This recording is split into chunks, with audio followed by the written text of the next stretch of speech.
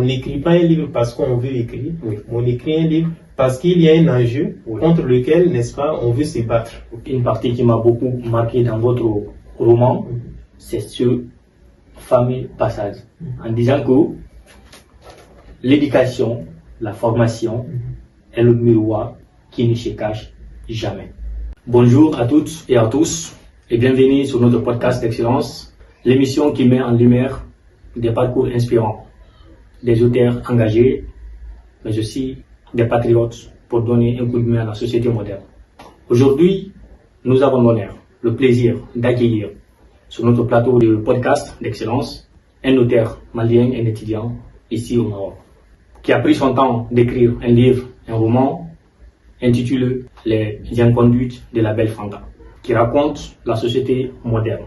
À travers son œuvre, il aborde des thématiques fortes, la jeunesse, les divers sociales, les valeurs morales, mais aussi des réalités parfois ignorées ou volontairement évitées. Alors, chers étudiants et étudiantes, chers abonnés, installez-vous confortablement, ouvrez grand vos esprits, préparez-vous surtout à un échange riche, authentique, sans détour.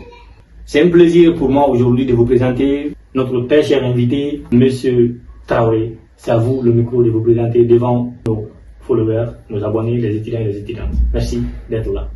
Merci à vous, Monsieur Diaré. Oui.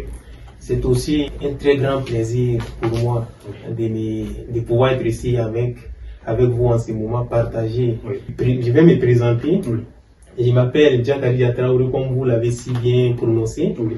Je suis étudiant malien, subsaharien et africain en même temps. Oui. Voilà, donc je suis actuellement étudiant à la faculté de Kenitra dans le domaine des études politiques internationales, plus précisément dans le département du droit public. Oui. Donc je suis à ma 3e année de licence et comme je viens de le dire, j'ai fait les études politiques internationales et le nouveau statut qui vient de s'ajouter à tout cela, c'est celui d'être écrivain. Oui. Donc c'est un nouveau statut, c'est un fait, donc je vais l'assumer et j'ai vraiment la forte confiance que ce livre-là ne sera pas le dernier livre. Donc je suis donc ravi d'être ici et de pouvoir être, comme on appelle, de pouvoir participer à cette interview. Merci. Merci beaucoup, Monsieur Traoré. Donc, chers abonnés, le livre, il est là. Donc, essayez de nous contacter. Je vais essayer de mettre l'adresse qu'il vous faut pour vous et pour que vous pouvez jeter un coup d'œil dans le livre. Vraiment, c'est un roman qu'il ne faut jamais passer à côté.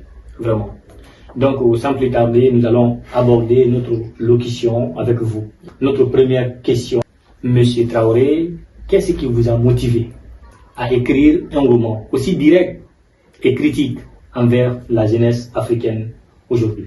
Merci pour cette question aussi profonde qui dépasse souvent, bon, je ne dirais pas mes connaissances, mais c'est une question d'une très grande profondeur. Pourquoi? Parce que trouver même la motivation, c'est-à-dire la source d'inspiration qui nous a poussé à écrire un livre, ce n'est pas souvent évident, mais lorsqu'on est engagé, on sait pourquoi on a écrit un livre, on peut la répondre. Donc c'est la raison pour laquelle je vais essayer de donner quelques motivations, disons quelques raisons qui m'ont vraiment poussé à écrire un livre. Vous savez, en tant que jeune de mon âge, et surtout conscient des enjeux de ma société, la société dont je suis un fruit, c'est-à-dire la société malienne et la société africaine en général, il ne fallait pas que je puisse passer comme ça sans rien dire sur une société que je peux considérer comme malade. Donc c'est une société personnellement que je considère comme malade et je sais aussi que vous n'allez pas dire autrement, c'est une réalité.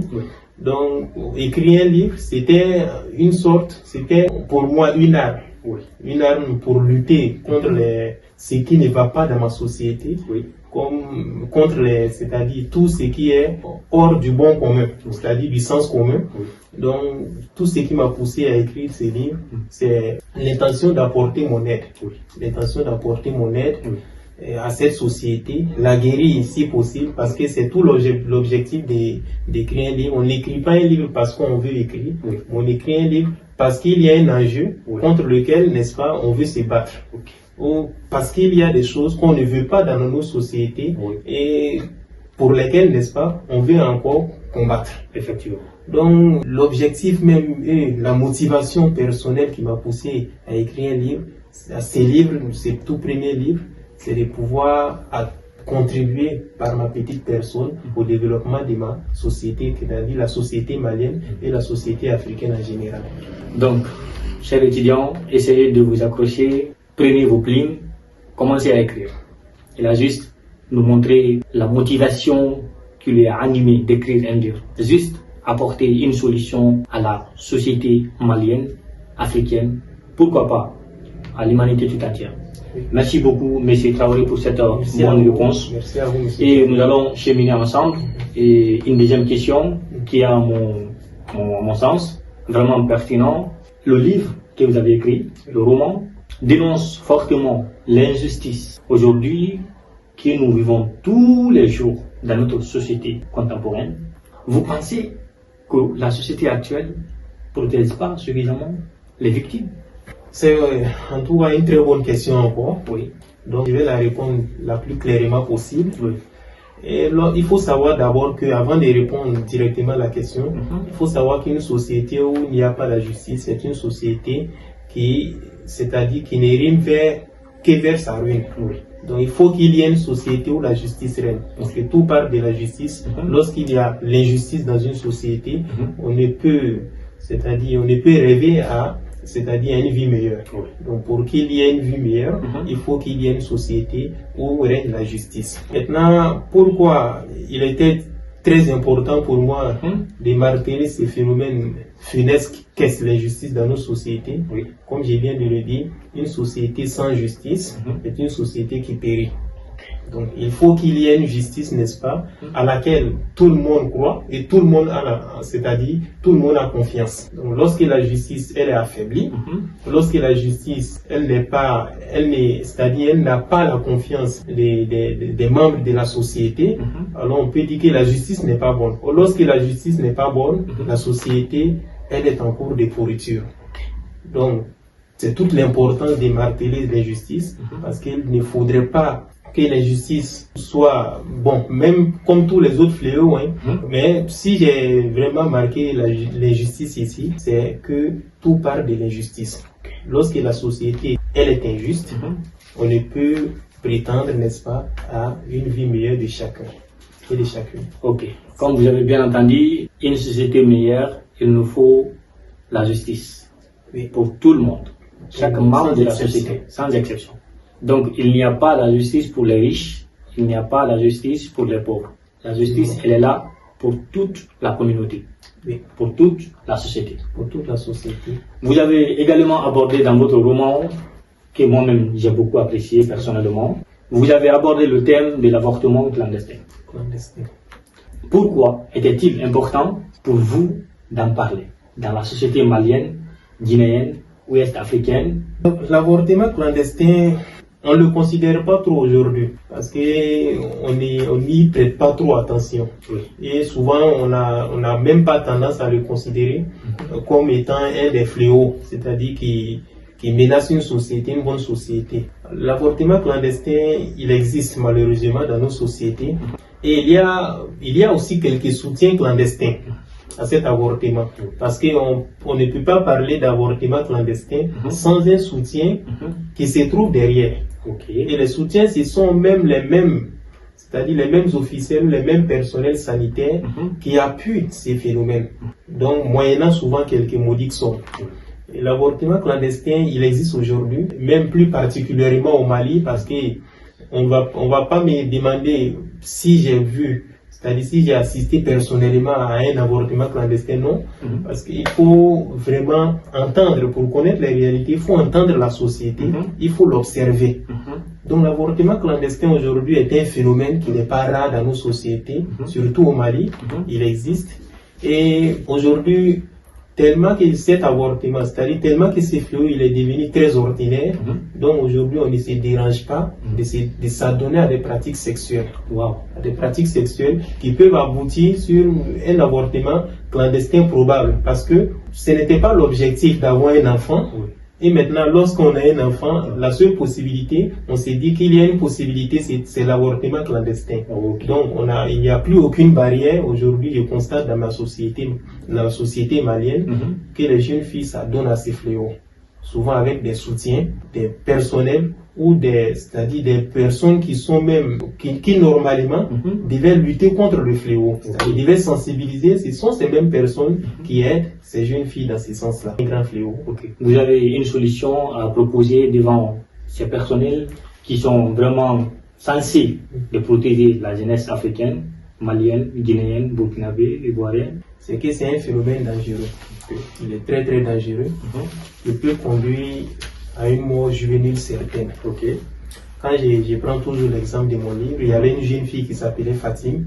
Elle a fait l'objet d'une conséquence grave de cet avortement clandestin. Il y avait l'avortement clandestin qu'elle avait entrepris, toujours avec l'aide d'une sage-femme. C'est la raison pour laquelle j'ai martelé toujours le rôle de certains professionnels sanitaires. Elle a fini par quoi? Elle a fini par mourir suite à, c'est-à-dire une hyperanémie. Donc, ça, c'est l'une des conséquences de l'avortement clandestin. Donc, il y a aussi d'autres conséquences, mais la conséquence la plus dévastatrice, c'est la mort certaine.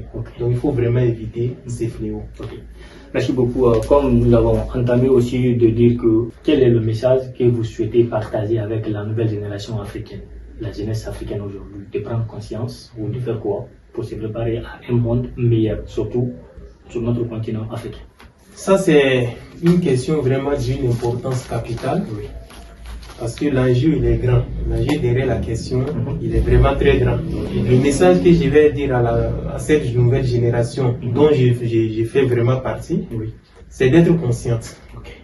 C'est d'être consciente des nouvelles réalités du monde actuel, du monde contemporain. C'est de se mettre au travail. Nous avons toutes les capacités, toutes les qualités possibles. Nous pouvons développer nos pays. Nous pouvons, c'est-à-dire les hausser au rang des pays les plus développés, parce que c'est ce que j'entends toujours, l'Afrique est le continent le plus riche, mais c'est en même temps le continent le plus pauvre. Donc c'est nous, jeunesse d'aujourd'hui, qui devons prendre conscience de cela et aller au-delà de cette réalité qui n'arrange aucun Africain. Donc il faut qu'il y ait une jeunesse consciente, il faut qu'il y ait une jeunesse qui se forme, une jeunesse qui tend à l'excellence, une jeunesse qui rivalise contre, comme on appelle les Occidentaux. Ce n'est pas une rivalité en tant que combat, comme on appelle des combats, mais c'est une rivalité intellectuelle, effectivement. Donc nous devons combattre, n'est-ce pas? C'est-à-dire nous devons nous battre pour le développement de nos sociétés sans avoir la moindre complexité et sans avoir la moindre peur. Donc nous devons nous battre sans la moindre complexité. Donc selon vous, quelles sont les principales causes de la dépravation juvénile aujourd'hui? Les principales causes de la dépravation juvénile, il y a beaucoup de causes. Il y a des causes qui sont le fait de la mauvaise gouvernance. Il y a aussi des causes qui sont le fait, qui proviennent, c'est-à-dire des sources exogènes. Je vais pour autant vous remercier vraiment pour l'occasion donnée. C'est une occasion rare. Et lorsqu'on l'a, il faut la saisir. Il faut aussi que je ne sois pas ingrat. Voilà. Donc je vais être reconnaissant, comme on appelle à mon club, c'est-à-dire le club des jeunes étudiants guinéens et sud-sahariens au Maroc ici, dont je suis un membre permanent. Et donc remercier également tous les membres de ce club. Je vais également remercier, c'est-à-dire de très loin, même s'ils ne sont pas ici, ma famille, qui a su vraiment m'éduquer, parce que l'éducation est déjà la base de tout. Pour qu'un enfant soit conscient des valeurs morales qu'on lui a inculquées, il faut qu'il sache d'où il vient. Donc il faut qu'il respecte sa famille. Donc c'est toute cette cause et toute cette raison qui justifie un peu le caractère que j'ai aujourd'hui et qui m'a poussé à écrire un livre. Et je vais encore remercier tous mes professeurs, que ce soit mes maîtres depuis l'école primaire jusqu'à maintenant, mes professeurs marocains. Je les remercie fortement pour leur soutien, engagé tout le temps auprès de moi et m'aider à ce que j'ai pu écrire ces livres. Je vais également remercier tous les sponsors qui m'ont aidé vraiment, que ce soit des aides matérielles ou des aides même comportementales. Je vais vraiment les remercier pour vraiment le soutien et l'encouragement accordé à ma petite personne. S'il y a une chose, une partie qui m'a beaucoup marqué dans votre roman, c'est ce fameux passage en disant que l'éducation, la formation est le miroir qui ne se cache jamais.